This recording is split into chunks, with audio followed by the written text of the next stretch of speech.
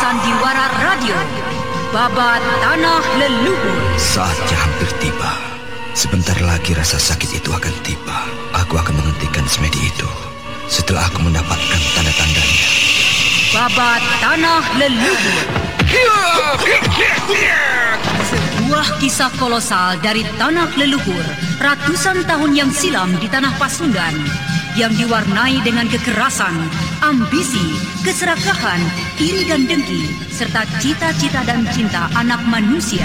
Kau belum juga mengatakan siapa pembunuhnya. Aku akan memberikan balasan yang setimpal padanya. Babat Tanah Leluhur. Naskah disusun oleh Tisar Sponsen. Ide cerita Cece Suhyar. Teknik dan montase Yadi Enos. Musik oleh Haris Sabar dengan sutradara Thomas Ake. Babat Tanah Leluhur didukung oleh artis-artis Sanggar Prativi. Chris Urspon sebagai Raden Sakapalwaguna, Mucus sebagai Kilanjo, Herman sebagai Arit Lungkah, A.P. Burhan sebagai Surembangan, dan pembawa cerita Neni Sumardi.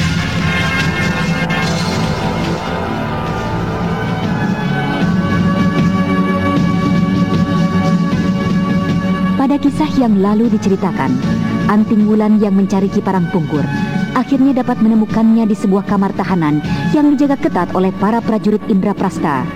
Dan di dalam kamar tahanan, Anting Wulan berusaha untuk membebaskan Ki Parangpungkur dari totokan Prabu Sora.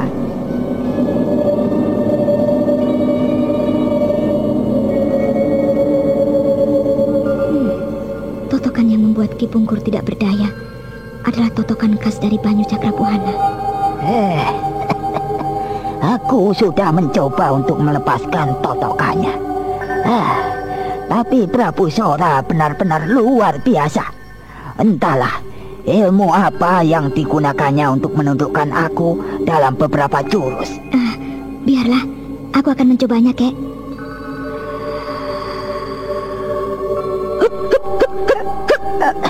Anting Wulan segera mengeluarkan kekuatan khas Cakrabuana, dan kemudian kedua tangannya mengusap lembut ke arah pundak dan pinggang Ki Parangpungkur. Akan tetapi, kakek tua pimpinan pengemis tongkat merah justru merasakan seluruh tubuhnya seakan-akan mendapat sengatan strum yang kuat.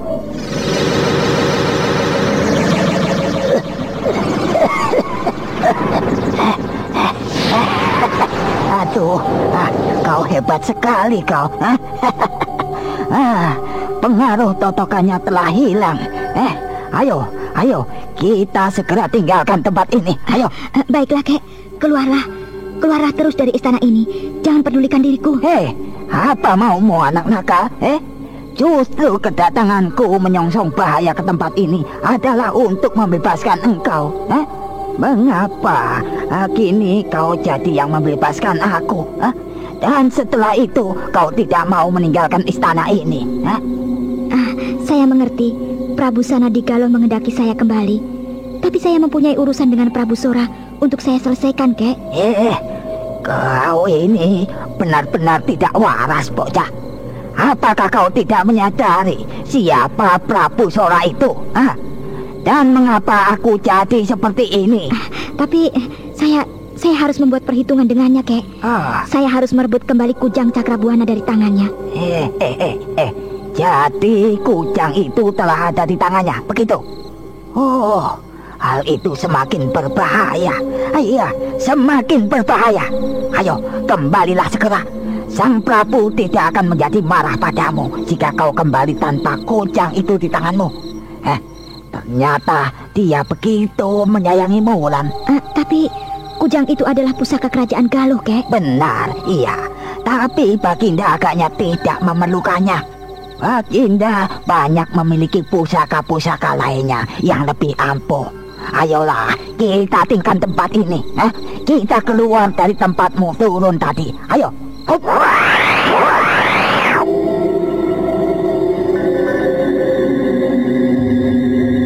Keduanya segera melompat tinggi ke atas atap, dan kemudian dengan mengendap-endap mereka berusaha meninggalkan atap kamar tahanan yang dijaga dengan puluhan pengawal. Dan ketika kedua bayangan itu melayang turun dari atas atap istana, beberapa mata jago-jago andalan segera melihatnya. Sura, Ada 2 bayangan mencurigakan di sana, Kisura. Oi, kepung seluruh tempat ini. Panggil pengawal yang lain. Bunyikan tanda bahaya. Tunggu, maling tidak tahu diri. Tidak ada jalan lain lagi, Kek. Kita hadapi mereka.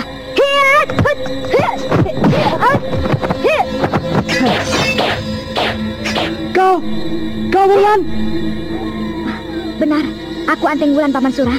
Maafkan aku. Aku akan segera tinggalkan kembali istana ini. Tahanan telah lepas. Tinggalkan penjagaan di sana.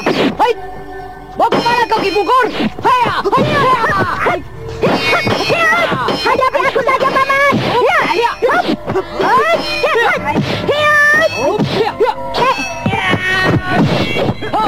Kepungan jago-jago andalan dari Indraprasta membuat Ki Parang Pungkur tidak dapat bergerak leluasa. Kakek tua yang amat ditakuti di tanah Jawa dan Pasundan kini bagaikan seekor tikus yang kena perangkap. Anting Wulan yang melihat keadaan tersebut kemudian melenting tinggi ke atas atap, dan sesaat sebelum beberapa pengejarnya menyusulnya naik, Aji Banyu Cakrabuana telah diterapkannya. Serahkan semua lawanmu padaku dan tinggalkanlah tempat ini. Apakah yang telah dilakukanmu si tua Wanayasa itu? Apakah aku tidak salah lihat? Tinggalkan tempat ini, Kek. Saya akan menyusul keluar. Luar biasa sekali aku. Beberapa orang lawanku telah meninggalkan aku dan kini menghadapi Wulan.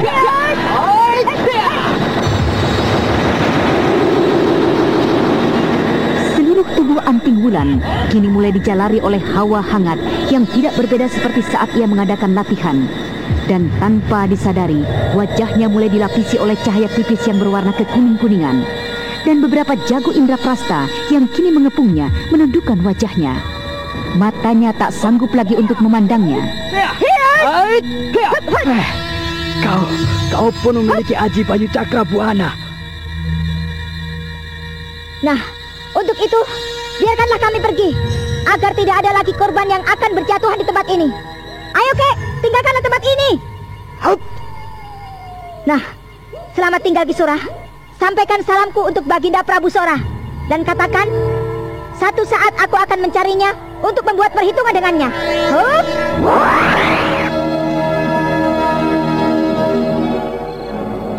Apa yang telah terjadi, Sura? Tuanku, tawanan kita telah lepas. Apa? Tawanan terlepas? Bagaimana itu bisa terjadi? Wanita itu, tuanku. Wanita itu telah melepaskannya, tuanku. Wanita itu? Bicara yang benar, Sura.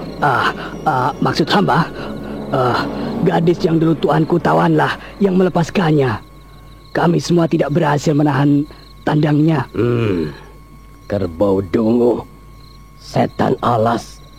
Masakan kalian jago-jago andalan yang kupersiapkan untuk menguasai Pasundan dan bumi Jawa ini tidak dapat menahan gadis ingusan itu.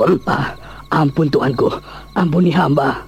Tapi sebenarnya lah gadis itu menguasai ilmu sebagaimana yang tuanku miliki. Tuanku bisa melihat sendiri beberapa orang yang telah menjadi korbannya. Banyu Cakrabuana. Benar ini adalah kurban dari pukulan Banyu Cakrabuana. Bagaimana ini sampai bisa terjadi? Bagaimana bisa ia menguasai ilmu yang sudah teramat langka itu? Setan! Aku harus mencarinya dan memusnahkan segera anak itu.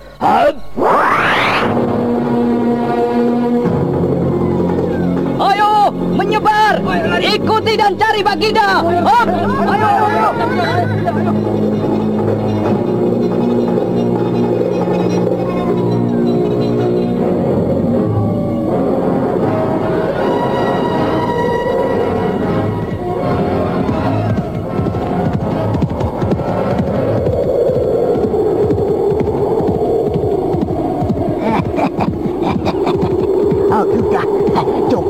Cukup sudah kita berlari, Wulan.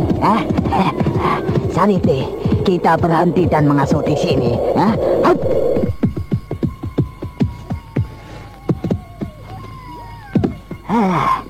Sudah 2 kota kecil di luar kota Praja kita lalui. Aku kira mereka dan juga Sang Prabu, jika ingin mengejar, tidak akan dapat menemukan kita. Bagaimana, Kek? Apa yang telah terjadi dengan kakek dan Wulan di dalam sana? Wulan, ilmu apakah yang sebenarnya kau kuasai? Benarkah itu adalah Banyu Cakrabuana? Menurut kakek saya, tunggu dulu. Siapa kakekmu itu? Eyang Kaliman. Atau menurutnya, dahulu dunia kependekaran mengenalnya sebagai Resi Sanata Dharma. Oh, jadi manusia suci itu masih hidup, begitu? Masih, Kek. Ternyata dia adalah kakek saya. Iya.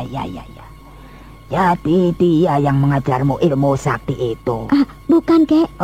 Yang langsung mengajar saya adalah seorang wanita aneh yang saya tidak mengerti siapa dia.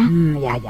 Saya mempelajarinya di pantai selatan dan juga di suatu tempat yang saya tidak mengerti. Semula hanya dalam mimpi, tapi berikutnya saya berlatih dengannya di tempat yang sangat jauh di tengah samudera.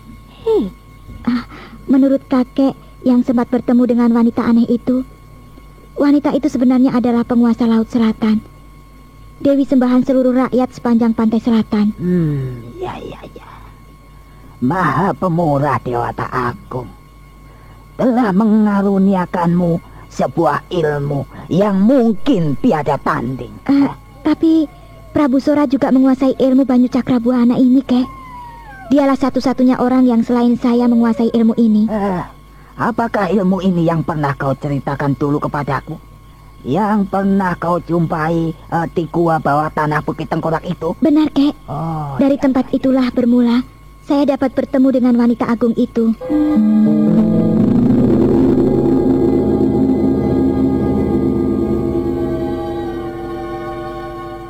Kemudian, secara rinci Anting Wulan menceritakan semua pengalamannya di dalam Gua Tengkorak pada Ki Parangpungkur yang merupakan sahabat eyang gurunya yang sangat terpercaya.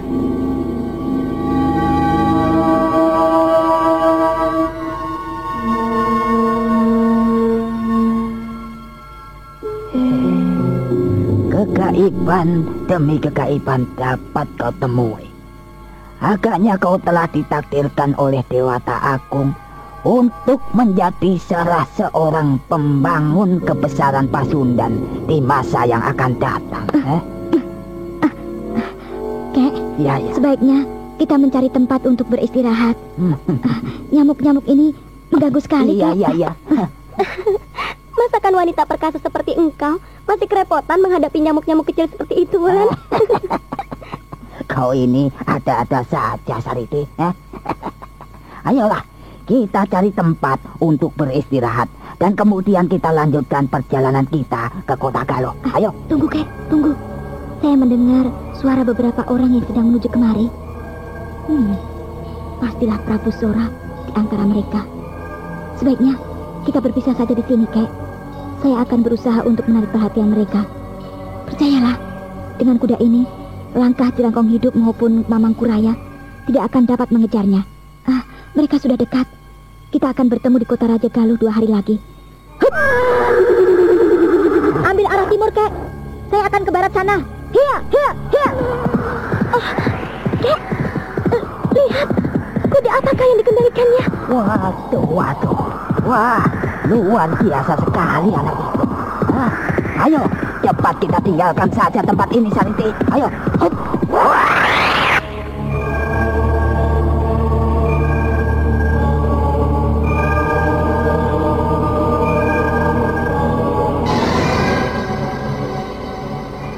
Itu dia, Prabu Sora dan rombongannya di depanku.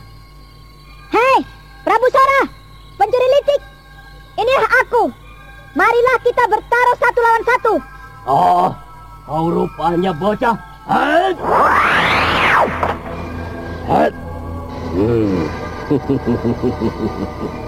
Mau kemana kau lari, bocah? Kau kini sudah tidak mungkin akan dapat melepaskan diri lagi dari tanganku. Apakah kau ingin mengeroyokku? Aku tantang kau untuk bertanding 1 lawan 1. Kau benar-benar keterlaluan. Agaknya ada sesuatu yang kau andalkan untuk menentangku saat ini. Ayo, ikutilah aku seorang diri. Jika kau memang benar ingin bertarung denganku. Hiya, hiya, hiya. Luar biasa sekali kuda yang ditungganginya. Langkah saktiku tidak juga berhasil mencandaknya. Nah, kukira tempat ini cukup baik, Prabu Sora. Hup.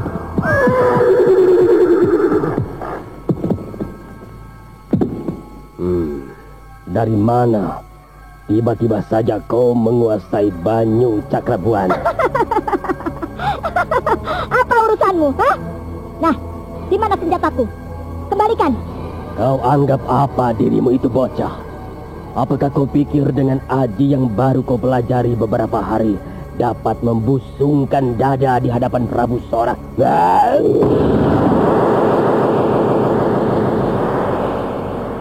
Baiklah, akan kucoba kehebatan aji yang kau miliki itu, Prabu Sora.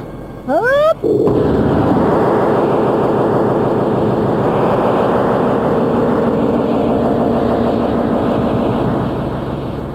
Melihat sang Prabu Sora telah menggelarkan aji Banyu Cakrabuana, Anting Bulan pun segera menggelarkan aji yang sama. Malam yang telah menjadi larut membuat cahaya kekuningan yang membias di sekitar wajah mereka menjadi semakin terang. Kedua tubuh mereka sudah sama-sama bergetar.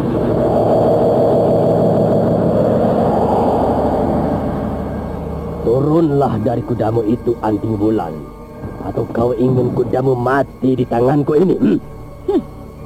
Justru kuharap jagalah keselamatanmu, agar malam ini tidak menjadi malam duka bagi seluruh rakyat Indraprastha. Setan, mampu saja kau bocah sombong. Ya, ya.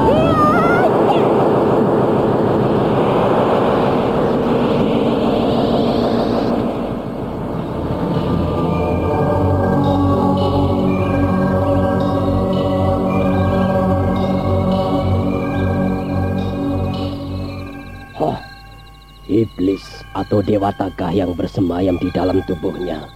Mengapa dapat tumbuh kekuatan sedemikian dahsyat hanya dalam waktu 2 purnama saja?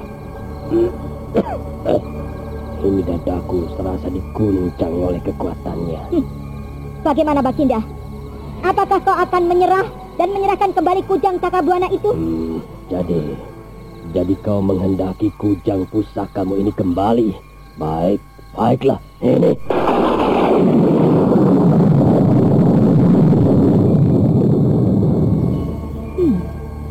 Aku tidak boleh main-main menghadapi dengan senjata pusaka ini di tangannya. Ini. Kau ambillah senjata pusakamu. Yap. Mati kau bocah. Yap.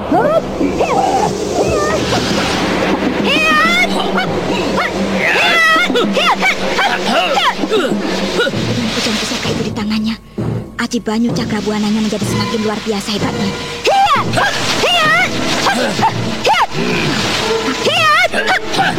Aku harus segera tinggalkan tempat ini. Hoi! Jangan lari kau bocah. Kembalilah jika kau menghendaki keris ini.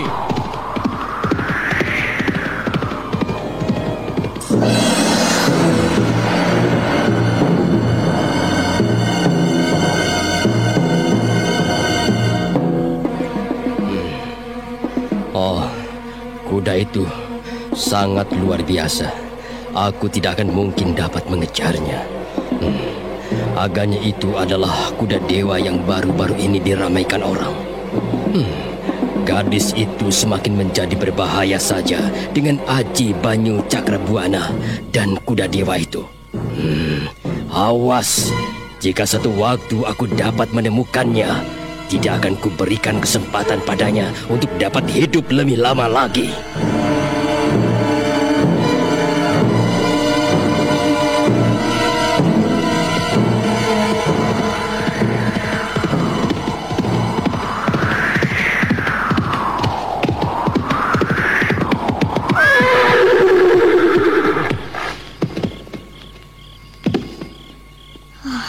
Dewata Agung. Betapa bodohnya aku ini. Bukankah semula aku ingin berusaha menarik perhatian rombongan pengejar? Dengan cara yang baru saja kulakukan, bukan tidak mungkin aku justru meninggalkan mereka dan mengumpan mereka untuk jatuh ke tangan jago-jago Indraprasta. Aku harus melihat keadaan di sekitar tempat tadi. Hiya, hiya, hiya.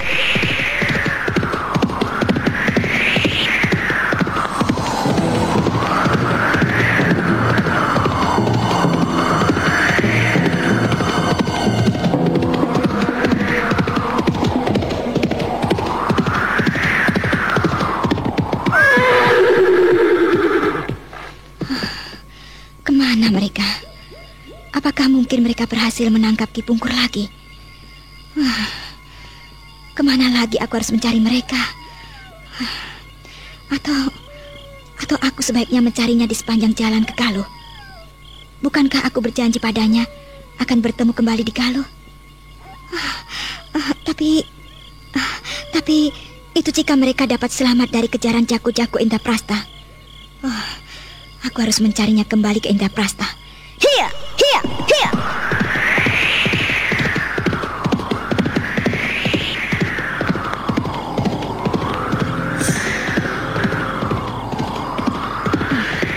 Hei, kurangi kecepatan larimu, Tunggul. Itu, aku melihat rombongan orang yang sedang berjalan. Tapi suara langkahmu tetap akan dapat didengar oleh mereka, Tunggul. Kau tunggulah di sini, biar aku akan menyelidikinya sendiri.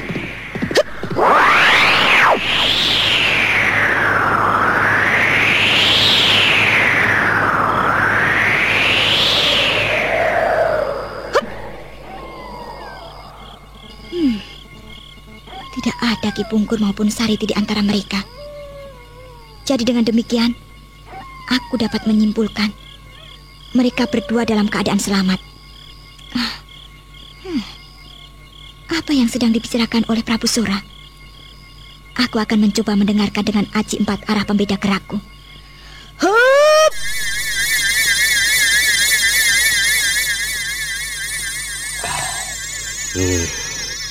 Ingat-ingatlah itu semua. Lusa kalian sudah harus kembali. Habisi setiap kalian temui anggota tongkat merah dimanapun dia berada. Tapi ingat juga, aku tidak ingin kalian tinggalkan kota raja terlalu lama. Cari mereka sejauh-jauhnya, tapi tidak lebih dari 2 hari. Baik Tuan. Kita kembali segera ke kota raja.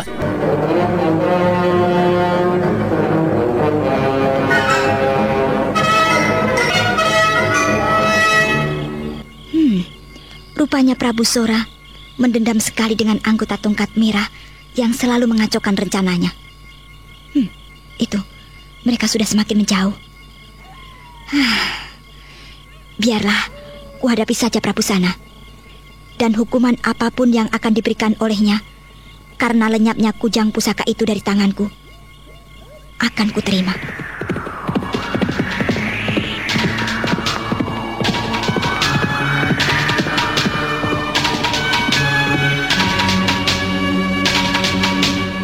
Setelah memanggil kembali si Tunggul kudanya, Anting Wulan kemudian memacu kudanya itu menuju istana Galuh.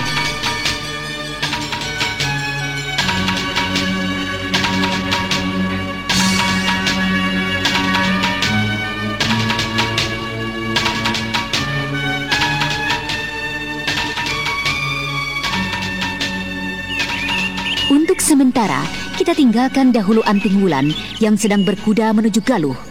Sekarang, marilah kita kembali pada Raden Sakapalwaguna yang menghilang dari penginapan pada pagi hari.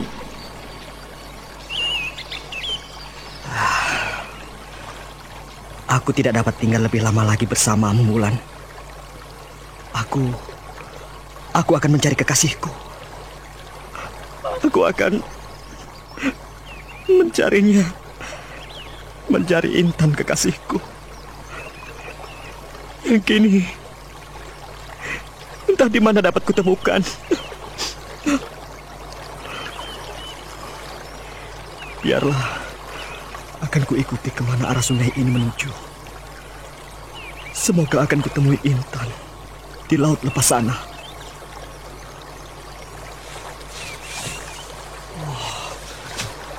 Sebuah sampan.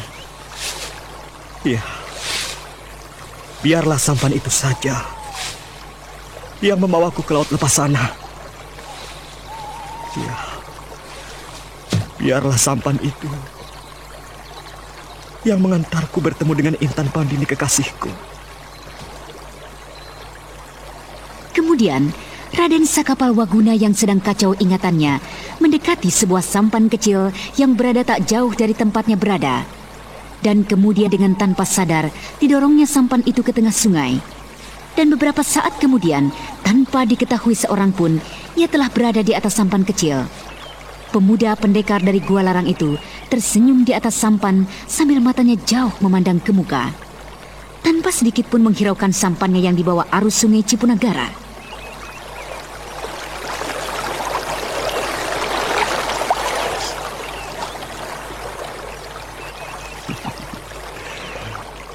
Tunggulah aku di sana, Intan. Aku akan segera datang menjemputmu. Aku tahu kau berada di sana, Intan. Kau berada di sana, di antara cahaya matahari yang berkilauan. Intan, aku akan segera menjemputmu. Tunggulah aku. Tunggulah aku, Intan! Intan! Tunggulah aku! Aku akan segera menjemputmu! Aku akan menjemputmu! Aku akan membawamu dengan paksa! Sekalipun Dewata Penguasa Matahari mengekangmu! Tunggu, Intan! Intan!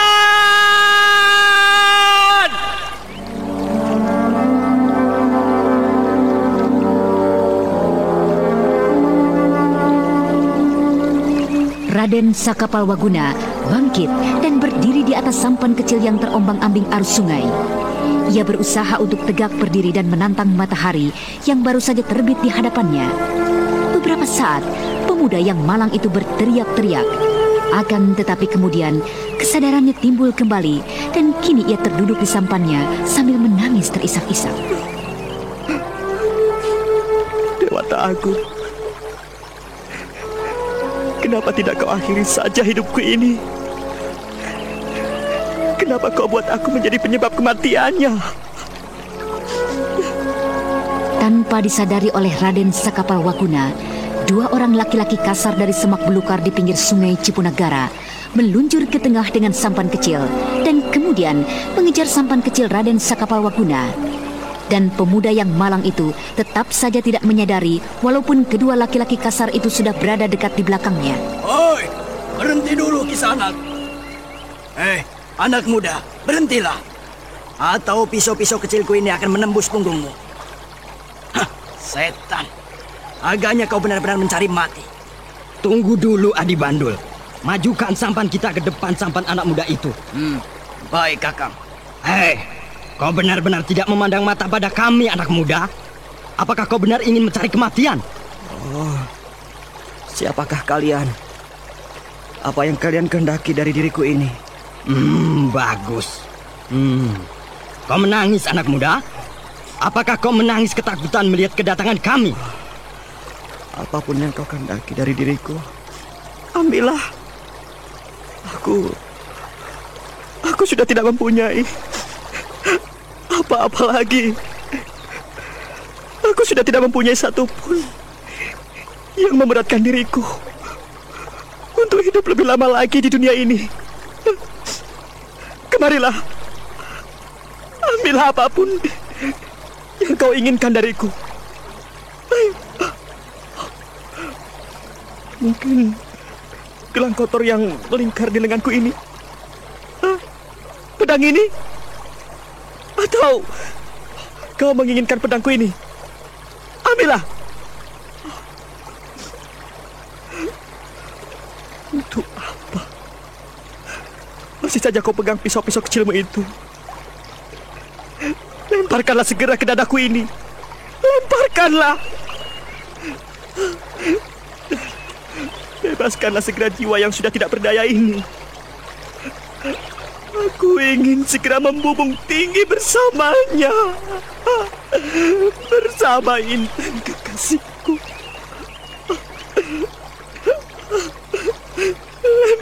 Lemparkanlah pisau itu ke dadaku. Lemparkanlah. Benar-benar sial kita hari ini, Kakang. Pemuda melarat dan tidak waras yang pagi-pagi kita jumpai. Kakang, biar ku habisi saja, Kakang. Tunggu dulu, Adi Bandul. Jangan lakukan itu. Ambil dulu pedang yang tergantung di pinggangnya. Baru kemudian boleh kau habisi dia. Baik, Kakang.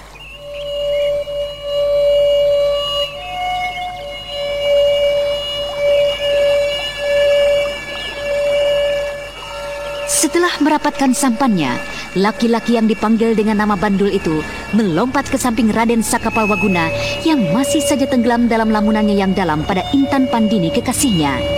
Segera saja, bajak sungai Cipunagara itu mengambil pedang dari pinggang Raden Sakapalwaguna. Kau benar, Kakang Bunta. Pedang ini adalah sebuah pedang yang sangat baik. Lihatlah ini, Kakang Bunta. Ayo, kau tikamkanlah pedang itu ke tubuhku. Selesaikanlah segera jiwa dan ragaku yang sudah tak ada lagi artinya. Lucu sekali, Kakang. Agaknya pemuda ini menjadi hilang ingatan karena ditinggal kekasihnya. Benar, Intan kekasihku kini berada jauh di atas sana, di angkasa raya sana, di antara bias cahaya-cahaya matahari. Iya, Intan kekasihku telah ditawan oleh Dewata penguasa matahari. Awas kau Dewata pencuri! Bandul, cepat! Selesaikan segera pemuda tidak waras itu. Baik, Kakang Bunta. Kau sudah berani menghina aku, Dewa Matahari. Nah, sekarang rasakanlah pedangmu sendiri. Jadi, kau adalah Dewa Matahari? Benar, Sinting. Nah, sekarang kau mampuslah. Olok-olok dari bajak yang sial itu ternyata telah membangkitkan semangat dari Raden Sakapalwaguna. Seketika itu juga darahnya bergejolak dan kemudian pemuda perkasa murid dari Resi Wanayasa menangkap pedang yang sedang terayun deras ke tubuhnya. Sesaat laki-laki kasar itu termangu dan kemudian ketika ia menjadi tersadar mencoba untuk menarik pedang yang berada dalam cengkraman pemiliknya. Tetapi semua usahanya sia-sia. Raden Sakapalwaguna masih berdiri tegak, matanya tajam mencorong, dadanya bergetar, dan tangan yang mencengkram pedang mulai mengalirkan darah. Dan suara yang keluar dari mulutnya begitu dalam, seakan-akan suara dari alam kubur. Dewata pembunuh kekasihku, kau harus mati. Kau harus menerima pembalasanku. Pembalasan dari Intan kekasihku.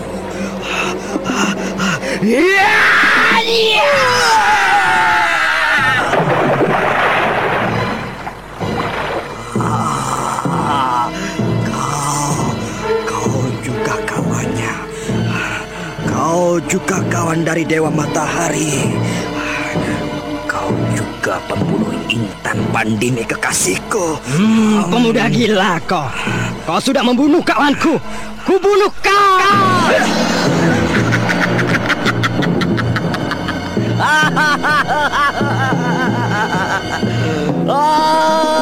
Intan Pandini, kau tenanglah di atas sana. Aku akan segera menghabisi nyawa pembunuh-pembunuhmu.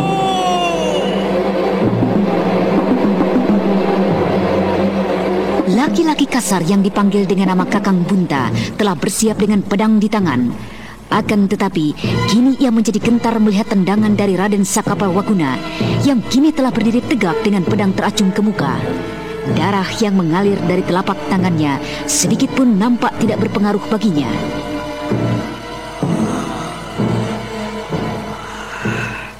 Sekarang kau terimalah ajalmu, Dewa Matahari. Jangan. Aku bukan Dewa Matahari. Aku adalah manusia biasa. Jangan. Kau dewata pengecut. Iya. Hei! Jangan lari kau pengecut. Kubunuh kau. Ayo, keluarlah kau dari dalam air. Keluar. Kau harus mempertanggungjawabkan semua perbuatanmu kepadaku. Ayo, keluar dewata pengecut. Bunta yang kini telah berada di dalam air berusaha untuk menenggelamkan sampan Raden Sakapalwaguna. Dan beberapa saat saja usaha dari bajak sungai Cipunagara itu membuahkan hasil. Sampan kecilnya berlubang besar. Kau hendak menenggelamkan aku di dalam sungai ini, ya?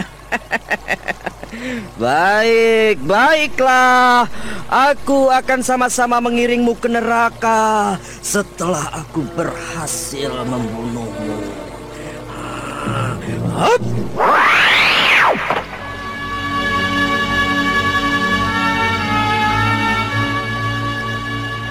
Naluri kependekaran dari Raden Sakapalwaguna masih dapat menolongnya. Karena itulah, pemuda yang sedang terkena pukulan batin yang sangat berat itu melompat meninggalkan sampan kecilnya yang mulai masuk ke dalam air. Ayo, mendekatlah kau ke sampan ini. Mendekatlah. Ayo. Apa yang hendak kau lakukan lagi dengan sampan ini? Ayo, mendekatlah. Raden Sakapalwaguna yang kini telah waspada berhasil melihat bayang-bayang yang mendekat di bawah air. Dan ketika bayang-bayang itu telah tiba dekat sampannya, Raden Sakapalwaguna melemparkan pedang yang berada di tangannya.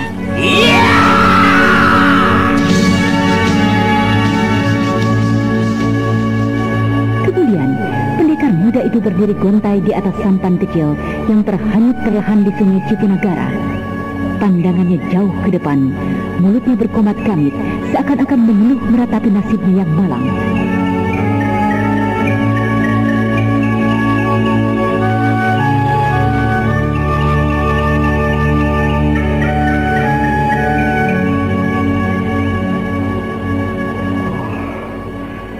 Intan, aku belum lagi memuaskan dahaga cintamu. Aku belum lagi menyempurnakan sikapku. Aku belum menunjukkan isi dadaku. Kau telah pergi meninggalkan aku dalam keraguan-raguan, dalam ketidakpastian. Intan, tunggulah aku di sana. Tunggulah aku. Aku akan segera menyusulmu.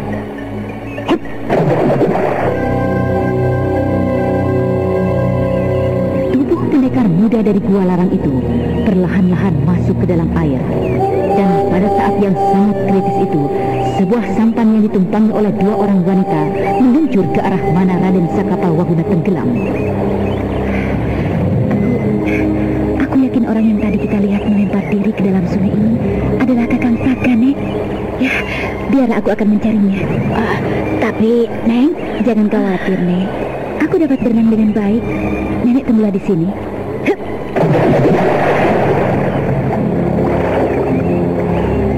Penumpang sampan itu ternyata adalah Neng dan Dewi Campi. Neng yang sejak lahir hidup di pinggir sungai Cipunagara melompat masuk ke dalam air mencoba untuk mencari laki-laki yang diduganya adalah Raden Sakapalwaguna. Beberapa saat kemudian air Cipunagara beriak kembali dan dari bawah permukaan muncul Neng yang menyeret tubuh seorang laki-laki muda.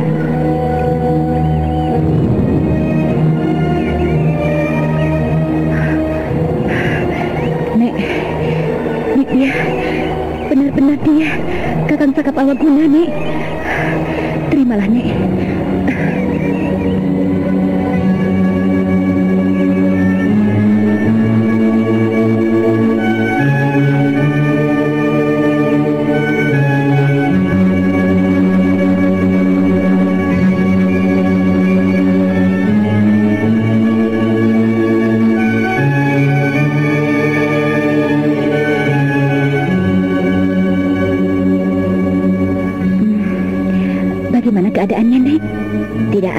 luka luar yang cukup serius. Hanya telapak tangannya saja yang terluka. Mungkin karena menggenggam pedang tajam. Tapi agaknya batinnya mendapat gangguan yang cukup serius. Nadinya bergerak tidak sempurna. Demikian juga detak jantungnya. Kasihan sekali Kakang Saka. Tolonglah dia, Nek. Tolonglah. Saya merasa sangat berdosa padanya. Saya merasa ini semua adalah karena salah saya. Tentu, cucu. Aku tidak akan mungkin membiarkan pemuda itu dalam keadaan menderita seperti itu. Tapi, tahukah kau? Tidak ada obat yang dapat menyembuhkannya, kecuali dirinya sendiri. Dan kemungkinan lainnya adalah Intan Pandini. Ya, jika Intan ada di sini, pastilah anak muda itu akan dapat disembuhkan. Tapi kita lihat sajalah nanti. Keadaannya menjadi sedemikian parahnya, antara lain karena masih ada sisa-sisa pengaruh obat penghilang kesadaran yang pernah mempengaruhinya. Jadi, saat Kakang Saka pergi meninggalkan pondok kita beberapa hari yang lalu itu, Nek, ya belum dalam kesembuhan sempurna. Ya, agaknya begitulah. Kelalaianku dikarenakan sikapnya yang keras itu. Kasihan sekali. Jika sampai terjadi apa-apa dengan Kakang Saka, aku tidak akan bisa menghadapi Kakang Dampu Awu. Jika suatu saat dia datang kemari, Nek. Aku akan berusaha, cucu. Tapi semuanya kita kembalikan lagi pada Yang Maha Agung, yang mengatur garis-garis hidup kita. Sudahlah, kau sebaiknya kembali ke desa untuk sementara. Jenguklah anakmu dan juga ayahmu. Bukankah sudah cukup lama kau tidak menjenguknya? Dan tentu mereka semua menjadi rindu denganmu. Iya, Nek. Saya akan menjenguk mereka nanti setelah Kakang Saka sembuh. Saya ingin membantu nenek untuk merawatnya. Anak nakal. Apa kau tidak rindu dengan Ika anakmu? Tentu saja rindu, Nek. Tapi biarlah Ika aman bersama dengan ayah dan bibi saya. Biarlah saya sementara ini bersama nenek dulu di sini. Ya, baiklah. Baik jika begitu.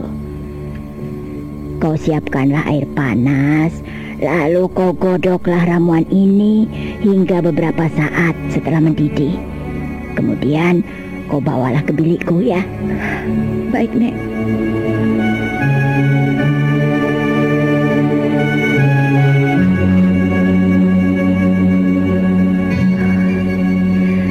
Aku harus membantu nenek untuk menyembuhkan Kakang Saka. Ya, aku harus menebus dosaku pada Intan. Dan aku juga tidak ingin mendapat sesalan dari Kakang Dampu Awu.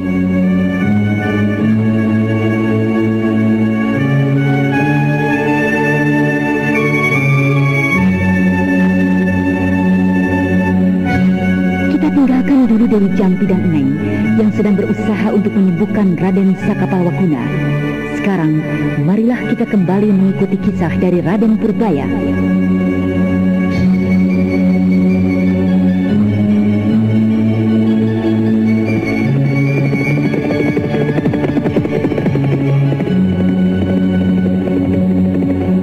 Setelah berhasil mendapatkan 3 ekor kuda, Mamang Kuraya bersama dengan kedua cucunya memacu kudanya menuju Karang Sedana.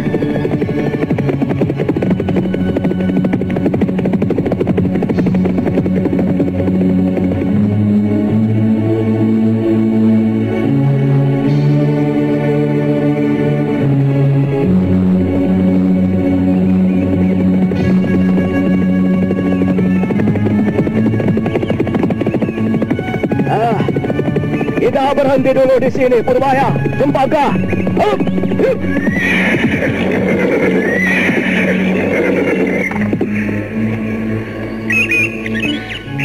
Ada apa, Kek? Kenapa kita berhenti di sini? Kita berhenti dulu. Ya.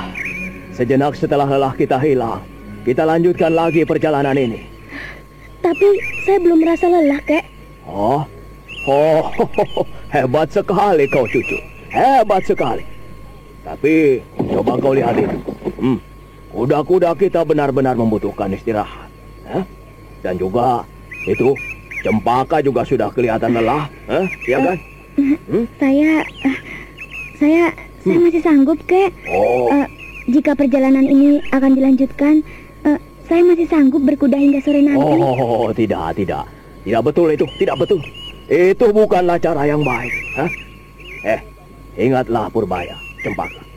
Besok sore mungkin kita akan dapat tiba di Karangsedana. Nah, apakah kalian ingin memaksakan diri untuk tiba besok pagi di sana? Tetapi dalam keadaan lelah lahir dan batin? Nah, apa kalian menghendaki masuk ke Karangsedana yang dipenuhi oleh musuh-musuh kalian dengan cara seperti itu? Apakah yang akan kalian dapatkan di sana dalam keadaan lelah lahir batin? Mungkin hanya tombak yang menembus perut atau dada yang akan kalian dapatkan, ya kan? Maafkan saya, kek. Maafkan saya yang tidak dapat menahan hasrat dan keinginan saya yang meluap untuk cepat bertemu dengan Ayahanda. Baiklah, kita beristirahat di sini, Cempaka.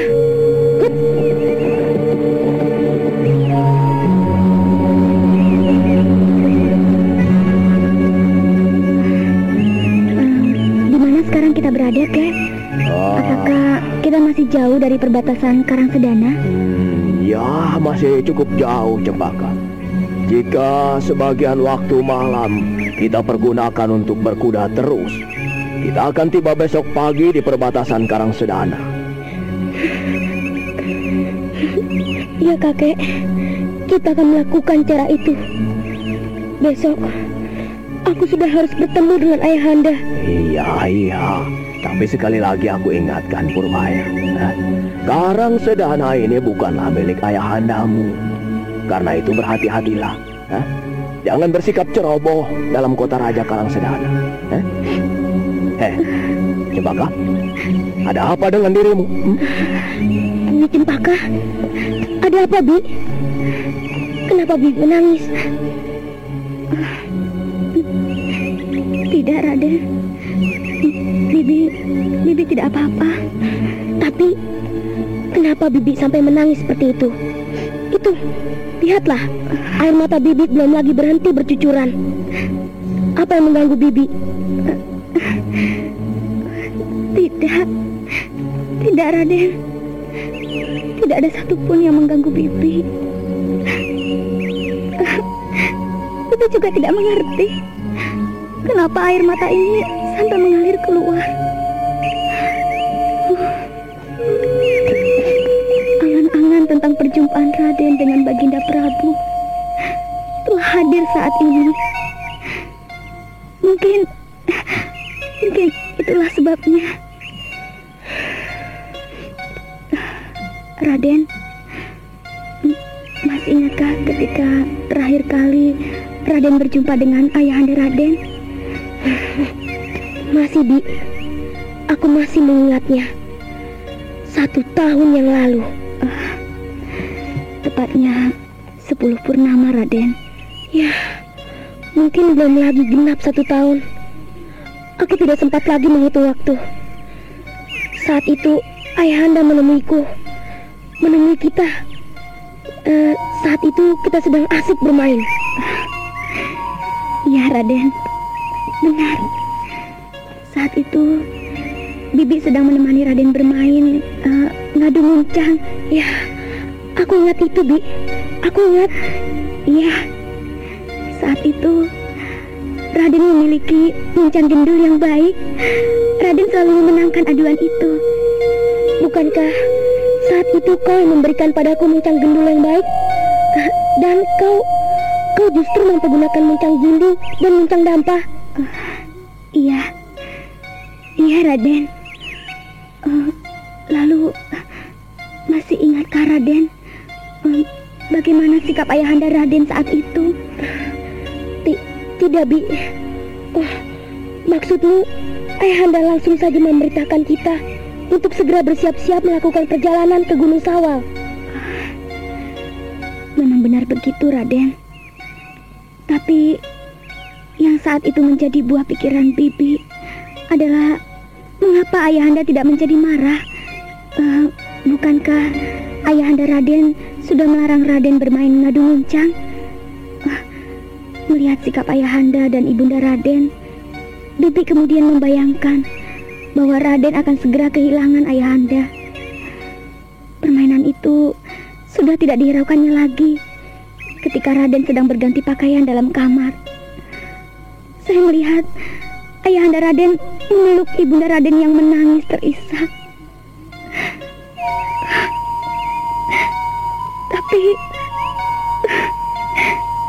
Tapi yang terjadi kemudian adalah sebaliknya.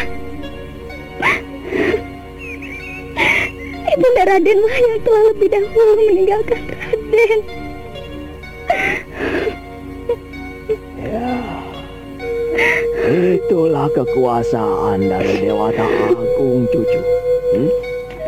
Siapa yang mengira ayahandamu yang menantang bahaya justru luput dari kematian, sedangkan ibundamu yang justru hendak menghindari bahaya malah yang diterkam oleh kematian. Nah, untuk itu kuharapkan agar kau dapat menghadapi hidup atau kehidupan ini dengan pasrah diri pada Hyang Widi. Benar, Raden. Kita masuki kota raja dengan pikiran yang jernih, agar kita dapat dengan selamat berjumpa dengan Ayahanda Raden. Kau benar, Bi. Aku akan melakukannya. Itu bagus. Bagus sekali itu. Nah, sekarang bersemedilah. Kembalikanlah kesegaran pikiran kalian. Buanglah semua sikap ceroboh yang disebabkan oleh gejolak emosi kalian. Nah, ayo bersemedilah. Aku akan istirahat menjaga kalian di sini. Baik, Kek. Baik, Kek.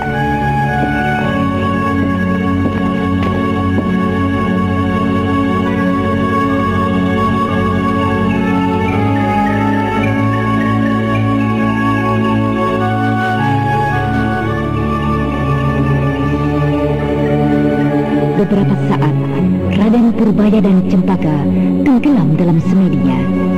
Dan beberapa saat kemudian, mereka sudah berada di punggung kudanya yang berderap menuju Karang Sedana.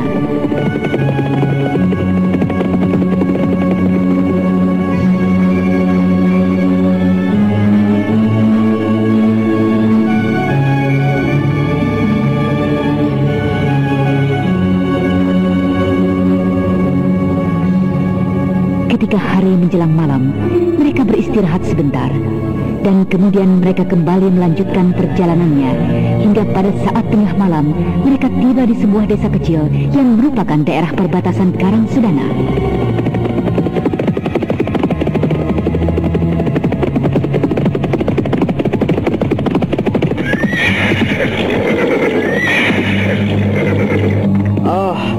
Kita istirahat di sini. Jika aku tidak salah, desa ini sudah termasuk wilayah Karang Sedana. Jadi, kita telah tiba di Karang Sedana? Ya, benar Purbaya. Ada peronda malam yang mendatangi kemari, Kek. Biar kita tunggu saja di sini. Siapa tahu dia dapat memberikan pada kita tempat untuk menginap. Woi, siapakah kalian? Kami bertiga kemalaman di jalan. Apakah kalian dapat menunjukkan pada kami sebuah tempat bermalam untukku dan dua cucuku? Nekat kalian ini. Kakek tua gila. Sungguh benar-benar kejam kau ini. Dua orang cucumu yang masih kecil kau ajak melakukan perjalanan malam seperti ini. Kami sedang menuju kota raja Karang Sedana. Kedua cucuku ini ingin menjumpai ayahnya di kota raja. Iya. Tapi kenapa kalian tidak bermalam ketika hari menjadi gelap? kami hendak menyampaikan kabar yang sangat penting. Karena itu kami harus memburu waktu. Baik. Jika kalian menginginkan sekedar tempat untuk tidur, iya, aku dapat memberikan. Tapi ya, itu hanyalah sekedar gubuk kecil tempat kami berjaga malam. Wah, angin malam ini kurang baik untuk kesehatanmu, Cempaka Purbaya. Tapi, ayo ucapkanlah terima kasih pada mereka. Terima kasih, Paman. Ya. Jika begitu, ikutilah kami. Tempat itu tidak jauh dari sini. Ayo, Jang.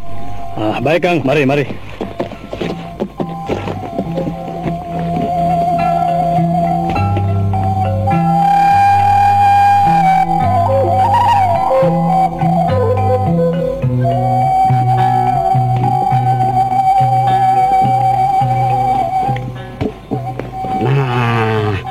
Inilah gubuk tempat kami berjaga malam. Lihat, balai-balai itu cukup bersih. Beristirahatlah. Ya. Terima kasih, Paman. Naiklah kau ke balai-balai sana, Cempaka Purbaya. Oh ya, jika kalian belum mau tidur, kami mempunyai minuman hangat. Tolong. Di mana singkong yang tadi di sini? Waduh, iya Kang, aku sudah taruh di perapian itu. Waduh, kosong dia semua. Waduh. Sudahlah. Kalian beristirahatlah. Aku akan menemani mereka di luar sebentar. Tentu saja, Kek. Apakah aku boleh keluar mencari singkong bakar itu di perapian? Iya. Ya, ayolah. Tapi segera setelah itu kau harus beristirahat. Ya? Aku juga ikut, Kek. Iya, ayolah.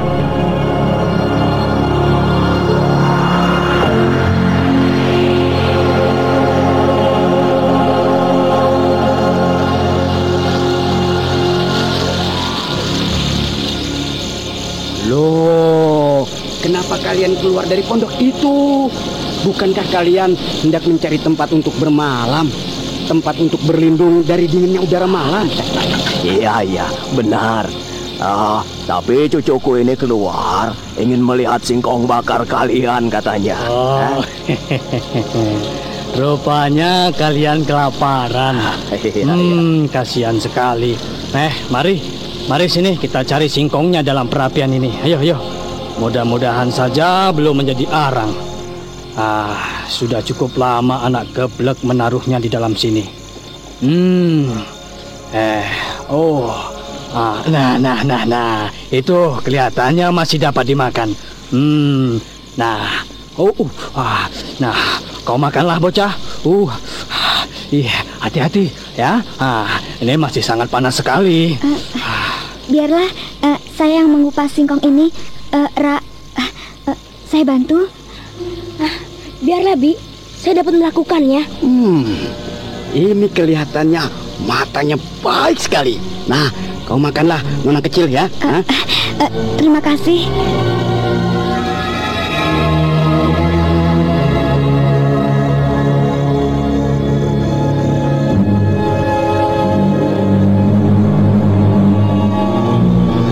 Sekarang kau pergunakanlah gelas ini. Gelas ini masih bersih. 2 orang kawanku yang seharusnya bertugas membantu kami tidak datang meronda. Terima kasih Kisanak. Jika boleh aku tahu, desa apa ini namanya? Namanya Desa Parung Kuda. Ya. Parung Kuda. Apakah desa ini sudah termasuk wilayah Karangsedana? Benar. Desa kami ini sudah termasuk wilayah Karangsedana. Iya. Apakah pekerjaan anakmu di Kota Raja itu? Apakah ayah dari cucumu ini adalah seorang pedagang? Iya. Benar. Ayahnya adalah seorang pedagang kecil-kecilan. Di kota kami tidak seramai Kota Raja Karangsedana. Karena itulah ayah dari bocah kecil ini merantau ke sana. Dia kembali setiap 1 purnama. Tapi kali ini sudah hampir 2 purnama dia tidak juga kembali. Jadi kami ingin melihat keadaannya begitu. Janganlah kau menjadi risau, bocah. Mungkin saat ini di sana ayahmu disibuki oleh pekerjaannya hingga ia tidak dapat kembali ke rumahmu. Iya, kau benar Kisanak. Ya, mudah-mudahan saja demikian yang terjadi. Ya. Paman, saya mendengar akhir-akhir ini suasana di Karangsedana dalam keadaan yang tidak aman. Benarkah demikian? Iya. Jawablah Kisanak, apa benar demikian? Jika memang benar, aku berniat hendak memaksa anakku untuk segera saja meninggalkan kota Raja Karangsedana. Bukankah kalian ingin datang ke sana? Iya. Kukira kalian akan segera menemukan jawabannya di sana. Hah? Wah, aneh. Setauku, dulu Karangsedana begitu tentram dan aman.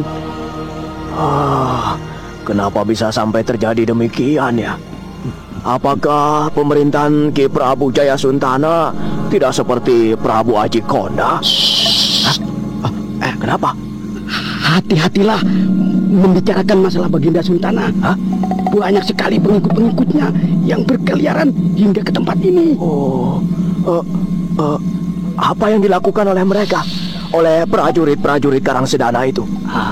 Mereka menangkapi penduduk desa. Iya, mereka menangkapi kawan-kawan kami yang tidak bersalah apapun juga. Bagaimana bisa seperti itu? Mereka membutuhkan prajurit dalam jumlah yang cukup besar.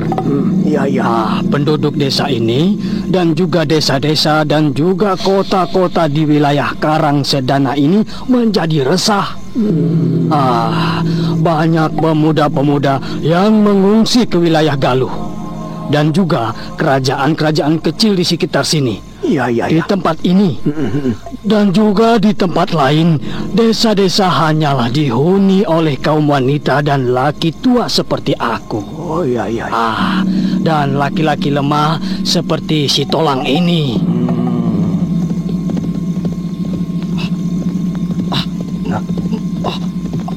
Mereka datang. Sebaiknya kalian cepat masuk ke dalam pondok itu. Biar kami yang akan menghadapi mereka. Ayo cepat. Siapa yang datang, Paman? Iya, cepat. Mereka adalah prajurit-prajurit Karangsedana. Cepat masuk, ayo. Iya. Tapi tenanglah Kisanak.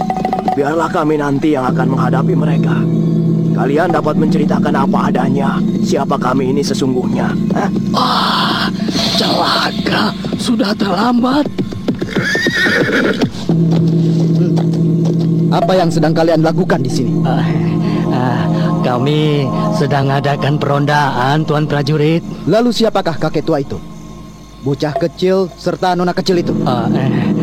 Mereka adalah 2 orang yang sedang dalam perjalanan menuju kota Raja Karangsedana. Mereka hendak menemui keluarga mereka di sana.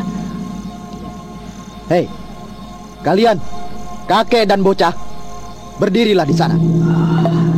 Marilah cucu, kita ke sana. Tidak, Kek. Jangan mencari perkara dulu.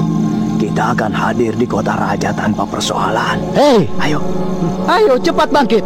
Atau ujung pedang prajurit-prajuritku yang akan membuat kalian bangkit. Ayolah Raden, dengarkan kata-kata kakek.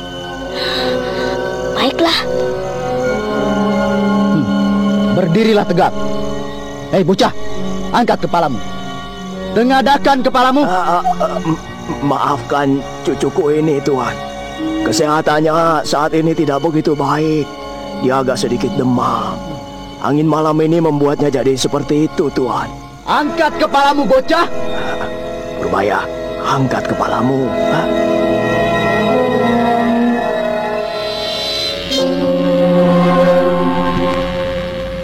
Raden Purbaya yang tidak dapat lagi mengendalikan dirinya tidak mengindahkan semua perintah dari pimpinan prajurit.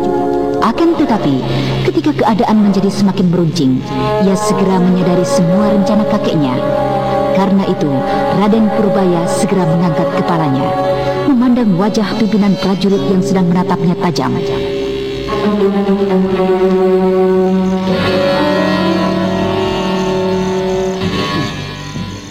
Aku tidak suka dengan pandanganmu itu, bocah. Jika tidak mengingat kau adalah seorang bocah, aku sudah menghajarmu. Tundukkan kepalamu. Siapakah namamu, nona kecil yang manis? Cempaka. Namaku Cempaka, Tuan. Apa muka kakek tua itu? Dia kakek saya. Lalu, mengapa kau melakukan perjalanan pada malam gelap seperti ini? Karena kami... Hei, aku tidak bicara denganmu, kakek tua. Tutup mulutmu. Iya ya. Berapa umurmu saat ini, nona manis? 15 tahun, Tuan. Oh, 15 tahun. Dalam umur seperti ini, seharusnya kau tidak lagi kupanggil dengan sebutan nona kecil. Gadis umurmu saat ini tidak sedikit yang sudah menikah, bahkan berputra. Maaf, Tuan. Lepaskan saya. Bukankah kau ingin segera pergi ke kota raja? Nah, ikutlah bersama aku. Kau akan dapat segera tiba di sana. Lepaskan dia, Tuan Prajurit. Hei, matamu itu bocah. Tundukkan, atau segera akan kucukil keluar. Aku tidak suka melihat matamu itu. Lepaskan bibiku. Tenanglah cucu, tenang. Tuan prajurit itu tidak akan mengganggu Cempaka. Pada saat yang kritis, nyaris pecahnya penyamaran mereka. Dari arah kejauhan, terdengar derak kuda dan teriakan-teriakan serombongan prajurit Karang Sedana.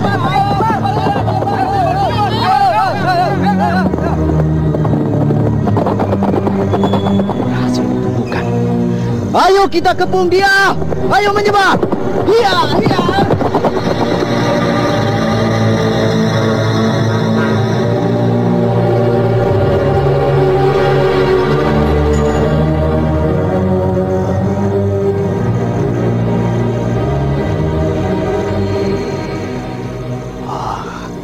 Aneh. Siapa yang sedang dikejar para prajurit itu? Hingga dia tidak menghiraukan kita lagi. Waduh, kau keterlaluan sekali, bocah. Bisa-bisa kau mati di tangan prajurit-prajurit liar itu. Jika begitu, biarlah kami segera saja tinggalkan tempat ini. Kek, lihatlah, itu ada orang di sana. Oh iya, aku sudah melihatnya. Biarlah, kukira dia akan datang kemari. Agaknya orang itu sedang dicari prajurit-prajurit Karang Sedana.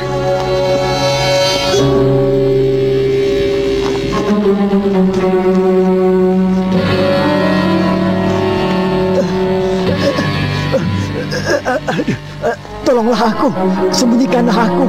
Aku adalah pengikut dari junjungan kalian yang lama, Prabu Ajikonda. Tolonglah aku. Mari, ikutlah aku ke pondok itu. Ayo. Hai, kau bukankah kau Raden Purbaya? Raden Purbaya. Paman Bandung. Ternyata Paman Bandung, Cempaka. Oh, itu apakah Cempaka Dayangmu? Benar, Paman Bandung. Saya adalah Cempaka, Dayang dari Raden Purbaya. Apa yang telah terjadi dengan Paman? Kukira sebaiknya kalian menyingkirlah dahulu jauh-jauh dari Karang Sedana ini. Dan kalian kembali kelak jika ayahandamu berhasil kembali merampas tahta Karang Sedana dari tangan si ular licik Suntana. Tidak, Paman Bandung. Kedatanganku saat ini adalah justru karena mendengar adanya ayahanda di kota raja. Kakek, apakah kakek dapat meringankan luka yang diderita oleh Paman Bandung? Iya. Baiklah, biar ku lihat lukanya. Wah, cukup berbahaya.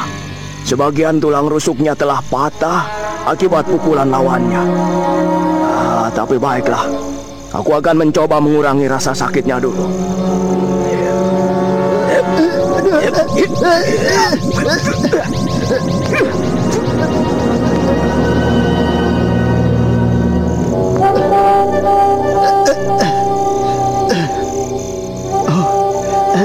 Terima kasih kakek tua. Siapakah kau ini sebenarnya? Kau benar-benar hebat. Rasa sakit di dadaku kini sudah jauh berkurang. Apakah yang sebenarnya sedang terjadi, Paman Bandung? Aku mendapat perintah khusus bersama dengan adikku Lumpang untuk masuk ke dalam istana Karang Sedana. Untuk apa Paman Bandung? Untuk mengambil sesuatu dari sana. Sesuatu yang sangat berarti untuk perjuangan Ayahanda Raden. Pastilah itu harta pusaka istana. Oh, benar. Aneh. Bagaimana Raden bisa tahu semua itu? Paman Kandabahaya menceritakan semua itu. Kandabahaya? Ya. Dia adalah pengikut dari Ayahanda Raden. Saat ini dia sedang mengantarkan ular Rejik Suntana ke Indraprasta. Apakah Raden menemuinya di sana? Benar Paman Bandung. Saya menemuinya di sana.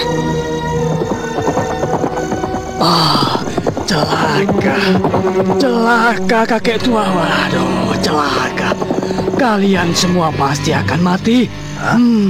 Kalian pasti mati jika terbukti menolong pengikut Sang Prabu Ajikonda. Jika begitu, biarlah aku pergi dari sini. Biarkan. Tunggu Paman Bandung. Tenanglah saja Paman di sini. Biar saya bersama dengan kakek dan Cempaka yang akan menghadapi mereka.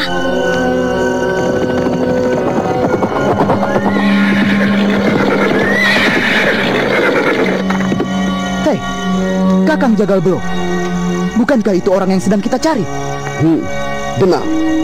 Ayo, kepung segera tempat ini, cepat. Hei, Bandung.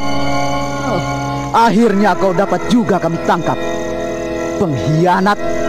Prabu Jaya Suntana sudah demikian baiknya kepadamu, tapi kau justru mengkhianatinya. Kalian berkacalah dahulu. Tengoklah diri kalian ke dalam. Siapakah kalian itu sebenarnya? Dan siapa Prabu Jaya Suntana itu sebenarnya? Baru kalian bisa mencaciku dengan sebutan pengkhianat. Persetan dengan Ajikonda. Masa kejayaan Ajikonda sudah berlalu. Saat ini Karang Sedana menjadi milik dari Prabu Jaya Suntana. Mundurlah Paman Bandung. Paman lihat saja, biar saya yang akan menghadapi mereka. Siapakah kau ini sebenarnya, bocah? Ya, agaknya kini aku sudah dapat menerka. Ya, kau pastilah Raden Purbaya, putra dari Ajikonda. Kau benar. Bocah inilah yang dahulu ku kejar dan ku cari hingga hampir ke seluruh pelosok Pasundan ini. Nah, sekarang kau sudah menemukannya.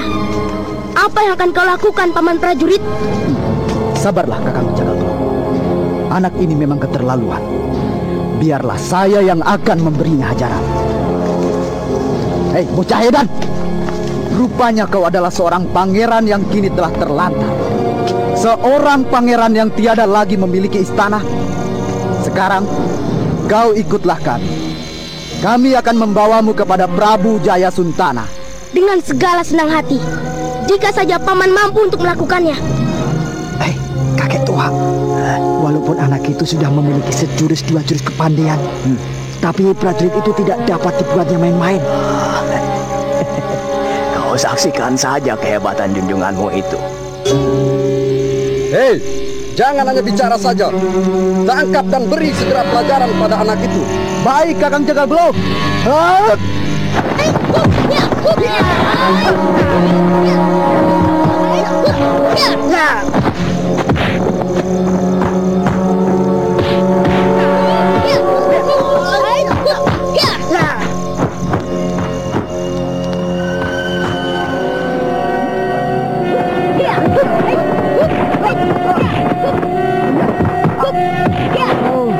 Setan kecil. Rupanya kau memiliki kepandaian juga, ha? Ya, benar Paman. Lihatlah, ini jurusku selanjutnya.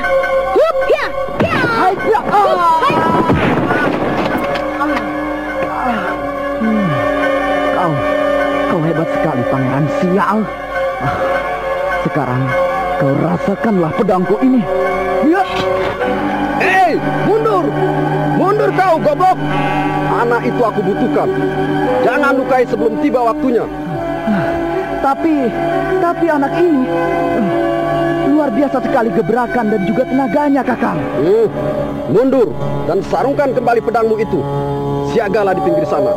Jaga dan jangan biarkan satupun dari mereka yang melarikan diri. Baiklah, Kakang Jagalbro.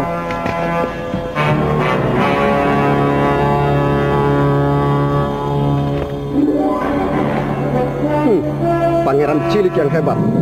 Ayo, sekarang kau hadapilah aku.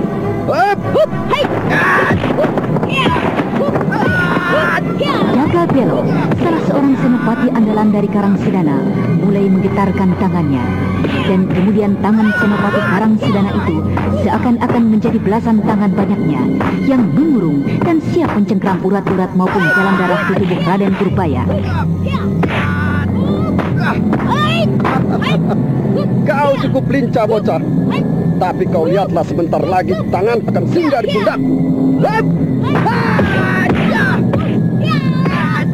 Serangan-serangan dari Ki Jagal Belo menjadi semakin gencar dan susah diduga. Akan tetapi, Raden Purbaya yang telah menerapkan Aji Semedi Dewa Gila tidak mendapat kesulitan sedikit pun menghadapi serangan itu. Tubuh bocah kecil itu bergerak limbung, sesekali terhuyung ke kanan dan kemudian ke kiri. Akan tetapi, semua serangan-serangan dari Ki Jagal Belo tidak satupun yang berhasil menyentuhnya. Bahkan ketika Ki Jagal Belo menjadi lengah, sebuah pukulan yang cukup keras dari Raden Purbaya bersarang di pundak Ki Jagal Belo.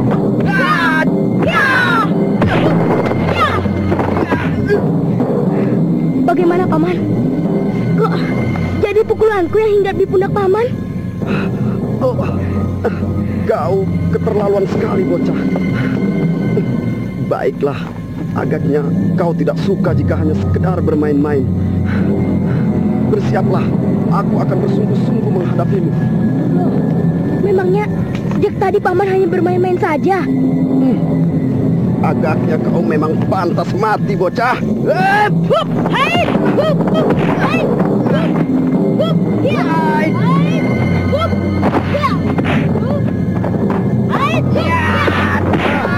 Hati-hati, Purbaya. Jangan biarkan tangannya menyentuh tanganmu. Jangan khawatir, Kek. Saya tidak dapat menjumpai tangannya.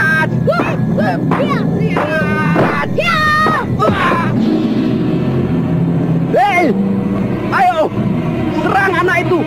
Bunuh mereka semua.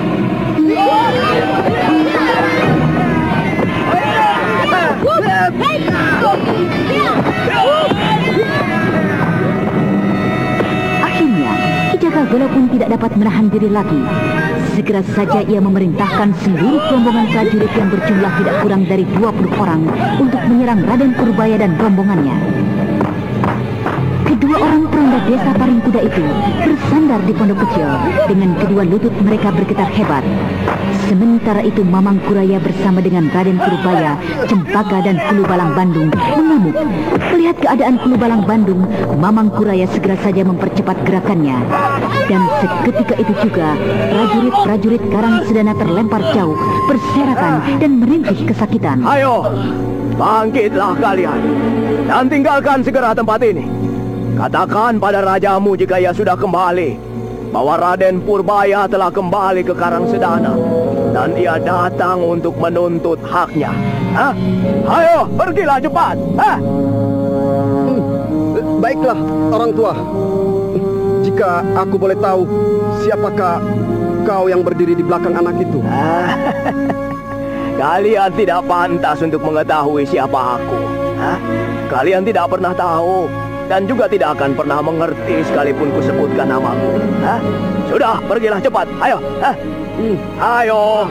Baiklah, Tuan.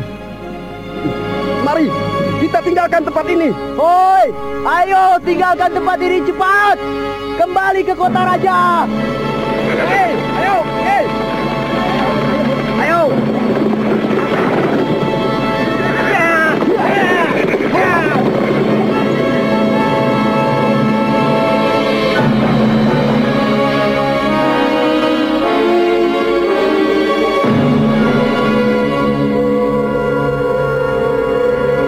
Bagaimana keadaanmu, Paman Bandung? Aku tidak apa-apa, Raden. Aku masih sanggup untuk berjalan. Lalu kemana tujuan Raden saat ini? Sudah tentu kota Raja Karangsedana, Paman. Bukankah ayahandaku berada di kuil Siwa Agung sebelah barat kota Raja? Benar, Raden. Ayahanda Raden berada di tempat itu bersama dengan Kiai Sidawarna dan beberapa orang kawan-kawan saya. Dan beberapa ratus pengikutnya yang lain. bersembunyi di hutan kecil tak jauh dari sini, Raden. Apakah Raden akan singgah ke tempat kami? Biarlah, Paman. Lain kali aku akan mengunjungi tempat itu. Aku sudah rindu sekali dengan Ayahanda Prabu. Jika begitu, saya pamit, Raden. Saya harus segera kembali ke hutan kecil dan kemudian mengirimkan orang untuk mengabarkan berita kegagalan pada Prabu Ajikonda. Saya pergi, Raden.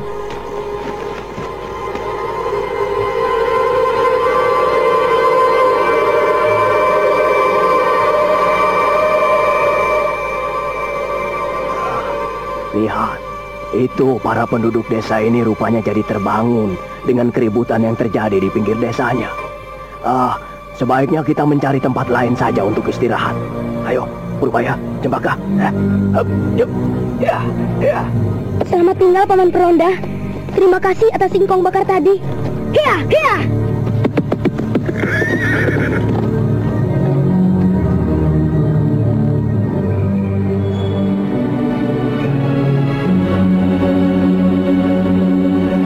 Purbaya bersama dengan Cempaka dan Mamang Kuraya segera saja meninggalkan desa Parungkuda. Sementara itu, kedua peronda yang telah menyadari siapa bocah yang dihadapinya tadi menjatuhkan diri berlutut, menyembah ke arah mana kuda Raden Purbaya menghilang. Dan mulai saat itu, berita tentang kembalinya Raden Purbaya yang dikenal dengan nama Pangeran Angling Purbaya menyebar dari mulut ke mulut, serta persiapan penggulingan Prabu Jaya Suntana semakin santer dibicarakan.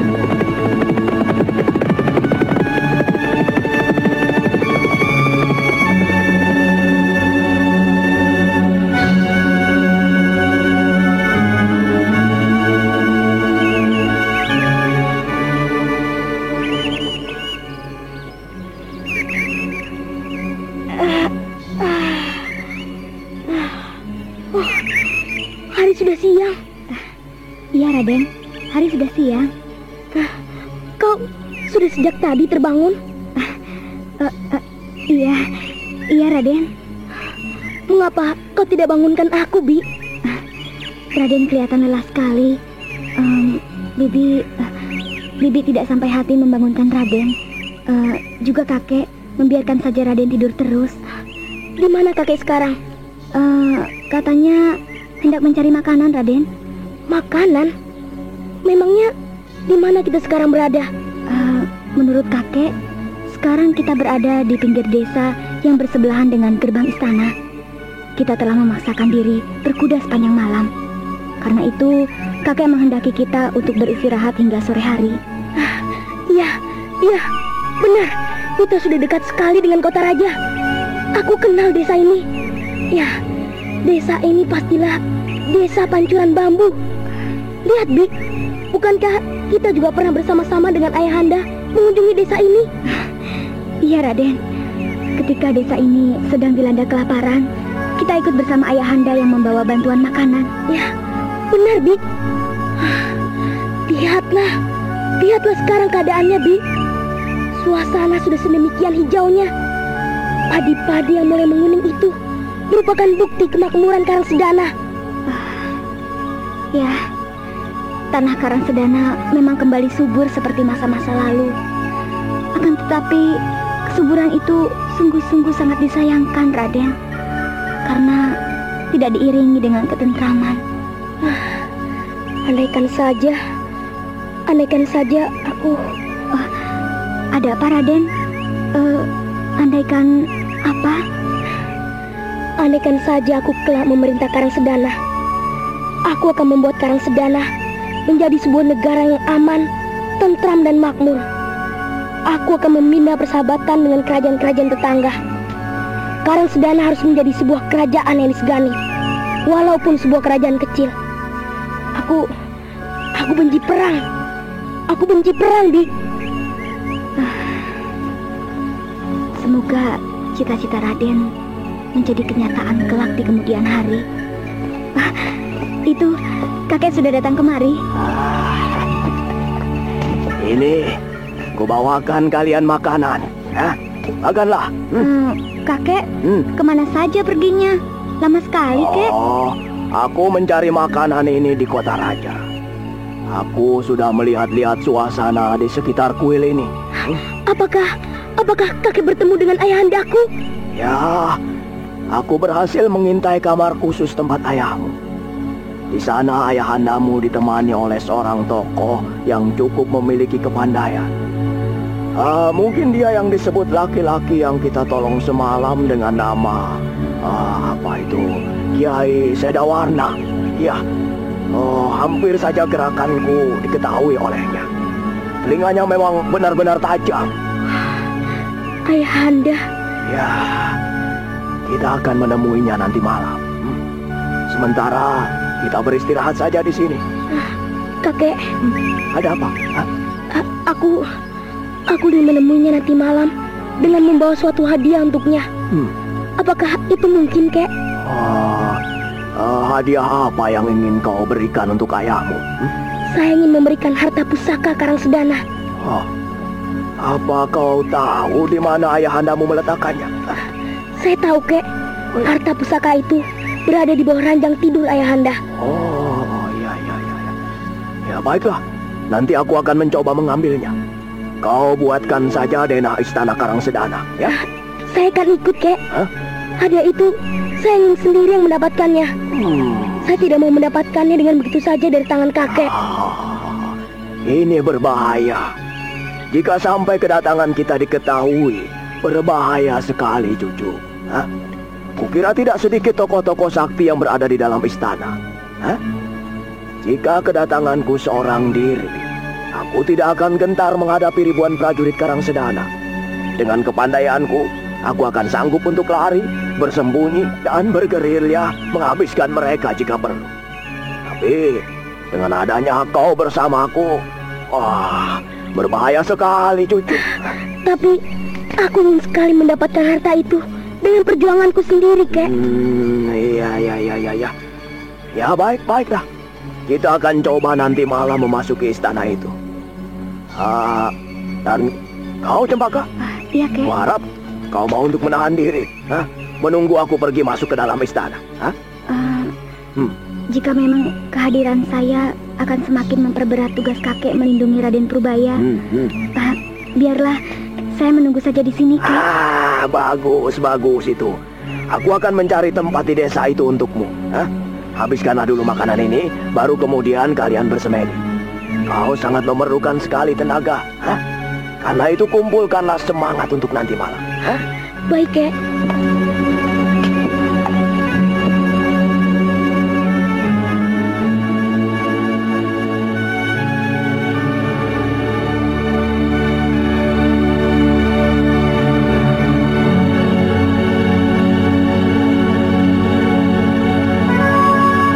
Tinggalkan dulu Raden Purbaya yang sedang bersiap-siap untuk memasuki istana Karangsedana. Sekarang, marilah kita lihat keadaan Raden Sakapalwaguna di Pondok Dewi Jampi.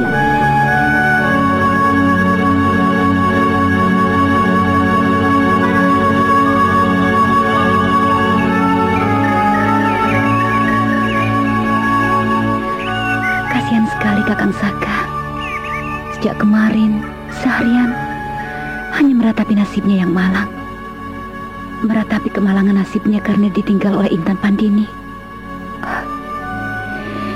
Ya, aku yang berdosa pada Intan dan juga pada Kakang Saka. Ramuan ini hanya sebatas membuatnya tidur.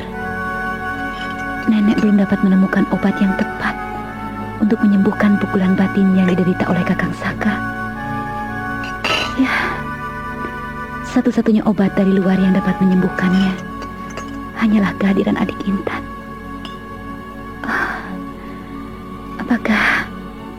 Apakah akan selamanya Kakang Saka seperti ini? Pagi tadi, ketika ku berikan obat ini, Kakang Saka menangkap tanganku, mengelusnya, dan memanggilku dengan nama Intan Pandini. Nenek menyadarkannya kembali dengan mengatakan siapa aku sebenarnya. Dan kemudian kembali Kakang Saka tenggelam dalam ratap dan keluhnya. Seandainya saja tidak ada Kakang Dampu Awuk yang menungguku. Ya, Aku bersedia mengorbankan diriku bagi kesembuhan Kakang Saka. Aku akan melepaskan dirinya dari keluh kesah deritanya. Ramuan ini akan menjadi semakin dingin jika aku hanya duduk dan tenggelam di dapur saja. Biarlah, aku harus menengok kembali keadaan Kakang Saka dan memberikan ramuan ini seperti biasanya. Nenek sedang mencari beberapa jenis daun untuk membuat keadaan Kakang Saka jadi lebih baik. Ya, aku harus melihatnya segera.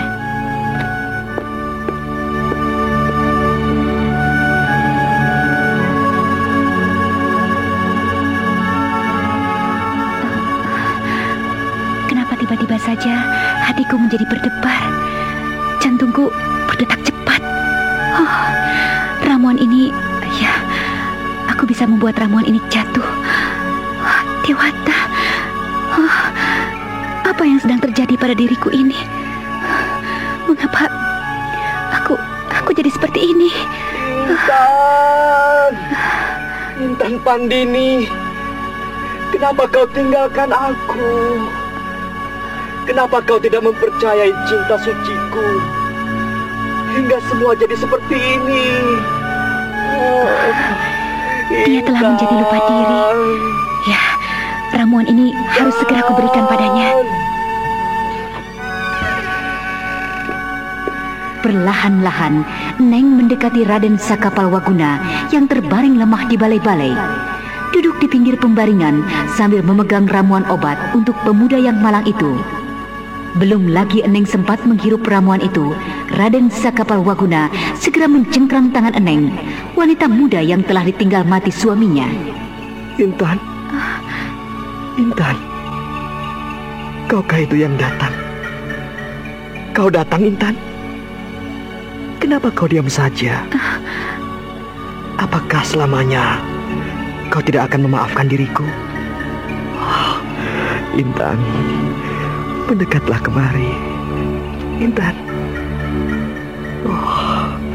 Intan, kenapa kau diam saja? Kenapa kau jadi seperti ini? Apakah kau marah padaku? Intan, Intan, bicaralah padaku seperti dulu, seperti saat-saat yang lalu. Intan kekasihku, apakah kau mau memaafkan diriku? Apakah kau mau mengerti isi hatiku? Dalam keadaan tidak sadarkan diri, Raden Sakapalwaguna menciumi tangan Eneng yang dianggapnya sebagai Intan Pandini kekasihnya. Kakang, awas Kakang Saka, kau dapat menumpahkan ramuan ini. Lepaskanlah tanganmu, Kakang. Tidak, aku tidak akan melepaskan tanganmu ini jika kau tidak bersedia memaafkan semua kesalahanku. Kakang Saka, lepaskan tanganku ini. Lepaskan. Aku bukan Intan Pandini. Tidak mungkin. Kau pasti sengaja menghindar karena perbuatanku yang membuat hatimu sakit. Karena kelemahan diriku. Tidak. Kau harus memaafkan diriku. Kau tidak boleh membuat aku terus-terusan seperti ini. Lepaskan tanganku, Kakang. Intan. Kakang Saka, lepaskan aku. Lepaskan. Kau akuilah bahwa dirimu adalah Intan Pandini. Dan maafkanlah aku. Tapi aku, Kakang Saka, lepaskanlah. Ramuan ini akan tumpah karena guncangan tanganmu, Kakang. Kau tidak juga mau memaafkan aku, Intan? Kau tidak mau memaafkan aku selamanya. Intan, agaknya kau sengaja ingin menghukum agar tenggelam dalam penyesalan seperti ini seumur hidupku.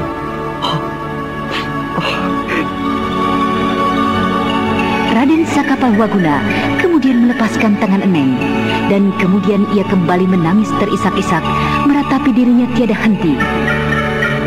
Kau bunuhlah aku saja. Bunuh aku, agar aku segera terlepas dari belenggu derita ini. Intan, bunuhlah aku. Bunuhlah aku. Kakang Saka. Aku memaafkan semua kesalahanmu. Aku memaafkannya, Kakak. Kau memaafkan aku, Intan? Ya. Benarkah semua yang ku dengar ini? Intan, kau memaafkan aku? Iya, Kakak. Kau juga. Maafkanlah semua kesalahanku hingga membuat kau jadi seperti ini, Kakak. Kau tidak bersalah, Intan. Kau tidak bersalah. Semua adalah kesalahanku. Semua ini terjadi adalah karena kelemahanku. Kakang Saka, maukah kau mendengar kata-kataku? Katakanlah, Intan. Aku akan menurutinya. Apapun permintaanmu. Kakang, kau harus segera sembuh. Kau harus menjadi sehat kembali. Karena itu, minumlah ramuan ini, Kakang. Tentu Intan. Aku harus segera sehat kembali. Berikanlah ramuan itu padaku. Ini, minumlah, Kakang.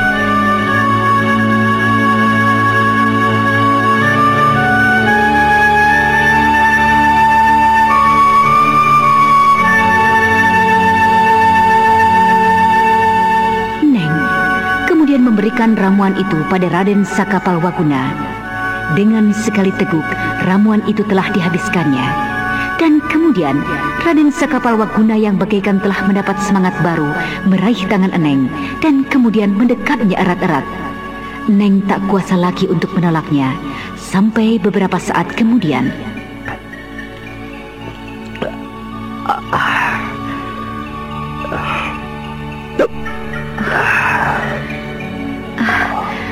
Ramuan obat itu sudah mulai bekerja, Kakang. Kau beristirahatlah. Tubuhku serasa lemah sekali. Aku tak sanggup menemanimu lebih lama lagi. Tidurlah, Kakang. Tidurlah. Aku akan menjagamu di sini.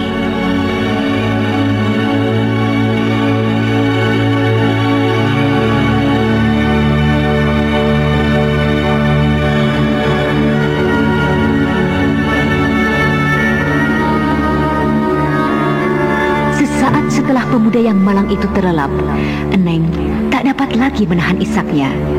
Tangisnya bagaikan sebuah bendungan yang pecah, meledak di hadapan Raden Sakapalwaguna yang tengah terlelap bagaikan tak bernyawa. Tidak.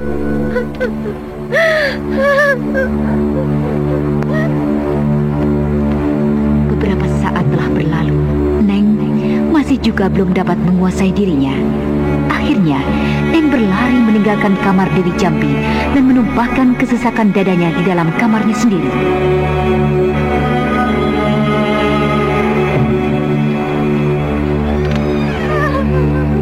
Intan.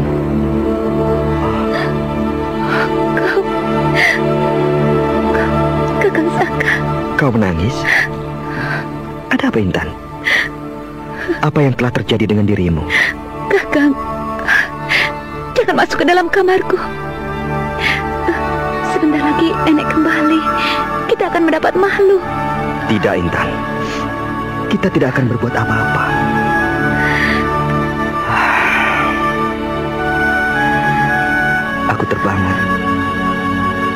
Aku terbangun dari tidurku dan tidak mendapatkan engkau di sampingku. Kakang, kau belum cukup beristirahat. Baru saja beberapa saat kau memejamkan matamu. Kau harus banyak istirahat, Kakang, agar kesehatanmu kembali seperti sedia kala. Aku sudah merasa sehat, Intan. Aku merasa sehat. Tapi tenagamu, Kakang, dan juga tanganmu itu. Lihatlah, kelihatannya pembalut itu kembali dibasahi oleh darah dari telapak tanganmu itu. Iya, kau benar. Luka ini kembali mengeluarkan darah. Kembalilah ke kamar Dewi Jambi. Biar aku ganti pembalut itu di sana, Kakang. Baiklah. Kutunggu kau di sana.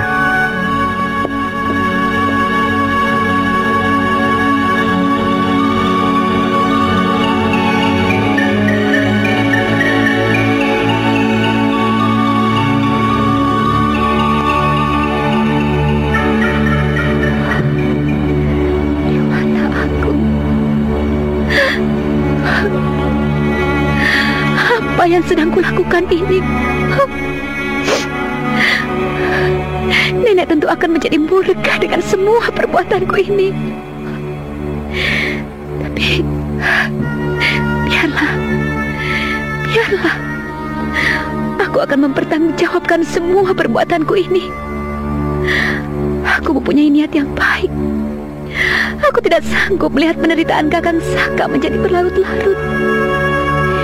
Ya, aku akan mencoba menyembuhkannya dengan cara seperti ini. Dewata, tolonglah aku.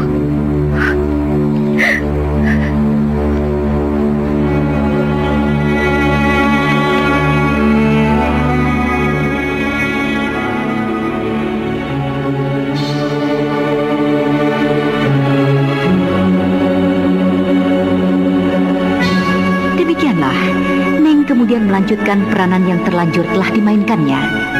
Neng pun akhirnya menguatkan tekadnya untuk menyembuhkan Raden Sakapalwaguna dengan cara tersebut.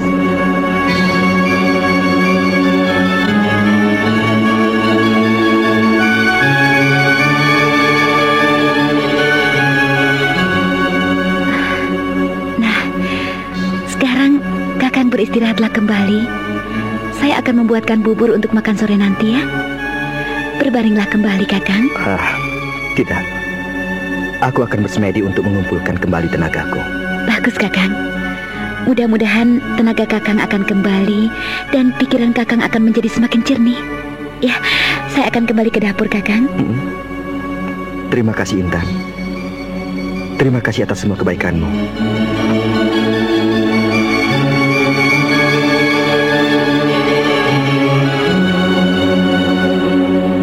Sakapalwaguna memejamkan matanya, dan beberapa saat saja ia telah terlelap dalam semedinya. Neng pun kemudian berlalu dari hadapan Raden Sakapalwaguna.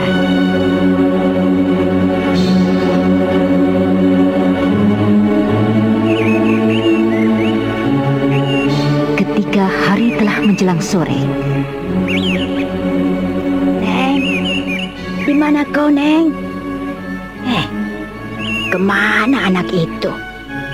Mengapa dia meninggalkan pemuda itu sendirian di pondokku? Benar-benar keterlaluan. Apakah pemuda itu belum juga tersadar? Anak itu sudah dapat duduk dan bersemedi. Aneh. Di mana, Nek? Aku akan menanyakan semua ini padanya. Kaukah itu Nenek Jampi? Iya. Di mana, Neng? Aku tidak melihatnya di pondok ini. Neng? Iya. Saya juga tidak melihatnya. Siapakah Neng itu? Kurang ajar. Benar-benar keterlaluan anak itu. Mungkin Intan mengetahuinya. Nenek bisa tanyakan padanya. Hah? Intan? Intan katamu? Iya. Tanyakan saja pada Intan. Tadi dia mengatakan hendak membuat bubur di dapur. Setan. Apa yang telah dilakukan anak itu pada pemuda ini? Bagaimana kesehatanmu sekarang ini, Saka? Saya merasa kesehatan saya telah kembali. Walaupun tenaga sakit saya belum sepenuhnya dapat saya kumpulkan. Oh, bagus, bagus. Teruskanlah semedimu ya. Aku akan mencarinya di belakang. Baik, Nek. Terima kasih atas semua kebaikan Nenek. Iya. Lanjutkanlah semedimu, anak muda. Baiklah, Nek.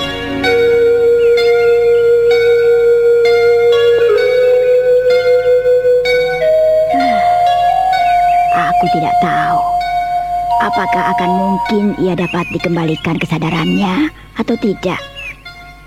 Keadaannya menjadi semakin parah. Aku akan coba melihat keadaannya. Dia sudah terlelap dalam semedinya. Aku akan membuatnya tidak berdaya. Mudah-mudahan tenaganya belum pulih seperti sedia kala, hingga aku akan dengan mudah membuatnya tidak berdaya.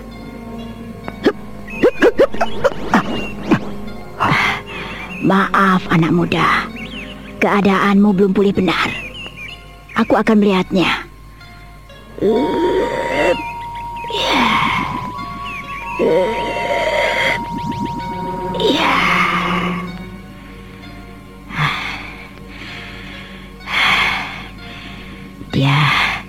Dia sudah tertidur. Aneh. Detak jantungnya serta nadinya telah menjadi normal kembali. Kesehatannya juga demikian. Tapi kenapa kesadarannya tidak juga kembali? Oh, keadaannya semakin membuatku tidak mengerti. Aku tidak sanggup lagi mengembalikan kesadarannya.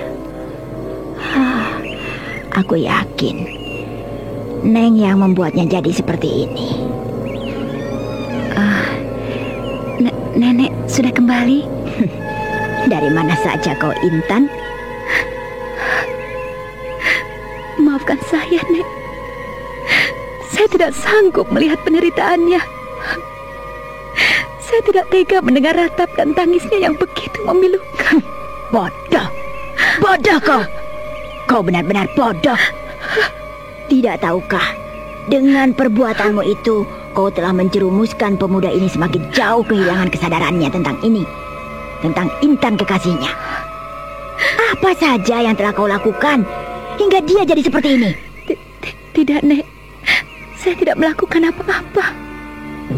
Kakang Saka memaksa saya untuk mengakui bahwa saya adalah Intan Pandini. Dia begitu menderita, Nek. Dan saya ingin membantunya.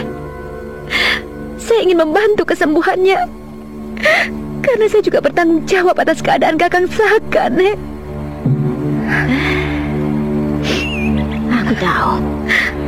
Aku tahu. Kau adalah anak yang baik, Neng. Aku tahu. Demikian juga murid dari Wanayasa. Dia anak yang baik. Tapi kau telah membuatnya jadi seperti ini. Kau telah salah langkah, Neng. Memang kau berhasil menyembuhkannya dengan cara itu. Tapi tahukah kau apa yang telah terjadi dengan dirinya? Iya, Nek. Lalu apa yang sesungguhnya terjadi dengannya, Nek? Kesehatan anak itu akan segera kembali. Akan tetapi semua mimpinya tentang Intan Pandini, semua angan-angannya tentang Intan Pandini telah kau jadikan kenyataan. Sekarang ini dia hidup dalam alam mimpinya. Dia tidak lagi memiliki kesadaran tentang dirinya, tentang masa lalunya. Satu-satunya kesadaran yang dimilikinya adalah mimpinya itu, yaitu Intan Pandini. Kau, Neng. Separah itukah penderitaannya saat ini, Nek? Ya. Dan aku tidak sanggup lagi untuk menolongnya. Lalu apa yang harus saya lakukan sekarang, Nek? Jangan tanyakan itu padaku, Neng. Kau harus menjawabnya sendiri. Kau sudah membuatnya seperti ini.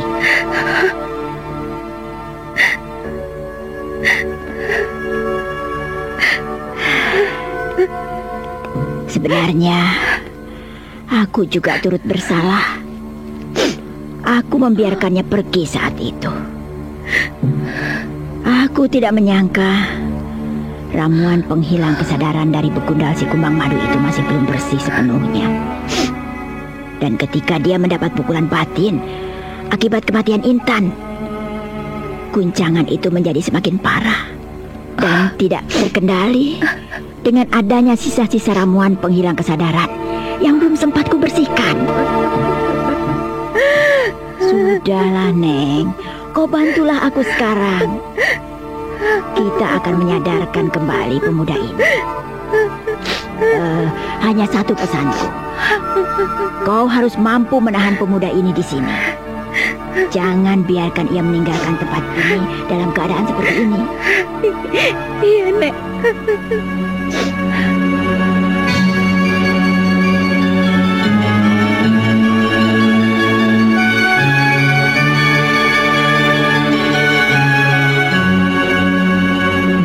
Pendengar sekalian, apakah yang kemudian akan terjadi dengan Raden Sakapalwaguna? Apakah kesadarannya akan dapat kembali? Dan bagaimana pula dengan Raden Purbaya? Apakah ia akan dapat mengambil harta pusaka Karang Sedana di dalam istana yang dijaga oleh ratusan pengawal dan tokoh-tokoh sakti?